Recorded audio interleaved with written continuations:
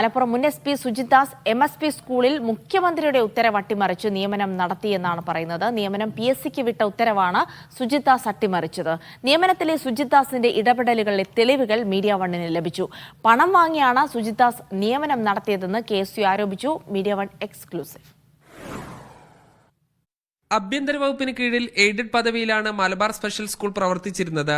സ്കൂളിലെ നിയമനം PSCക്ക് വിടാൻ 2021 ഫെബ്രുവരി 7 ആഭ്യന്തരമന്ത്രിയായ പിണറായി വിജയൻ ഉത്തരവിട്ടിരുന്നു. എന്നാൽ മുഖ്യമന്ത്രിയുടെ ഉത്തരവ് ലംഘിച്ച് MSP സ്കൂളിന്റെ മാനേജർ കൂടിയായ കമാൻഡന്റ് സുജിത് ദാസ് 2021 നവംബർ 18 ഉത്തരവിറക്കി. വിവിധ അധ്യാപക തസ്തികകളിലേക്ക് നിയമനത്തിനായി എഴുത്തുപരീക്ഷ നടത്താനായാണ് ഉത്തരവിറക്കിയത്.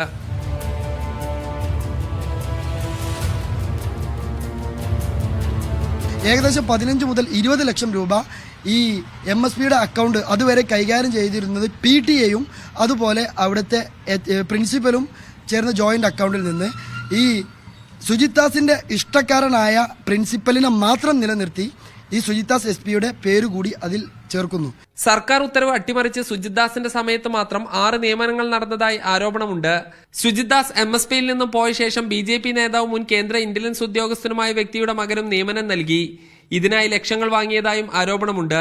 നിയമനം നടത്തുന്നതിനപ്പുറം അദ്ദേഹത്തിന് വേണ്ടപ്പെട്ട ഒരു സംഘപരിവാർ ബന്ധമുള്ള intelligence officer, retired intelligence officer Rajeevan എന്ന് പറയുന്ന ആളുടെ മകനെ ഈ ഉത്തരവൊക്കെ മറികടന്നുകൊണ്ട് അദ്ദേഹം കൃത്യമായി 2022 നിയമനം നടത്തി. Sajid Ajmal, media one, Malappuram.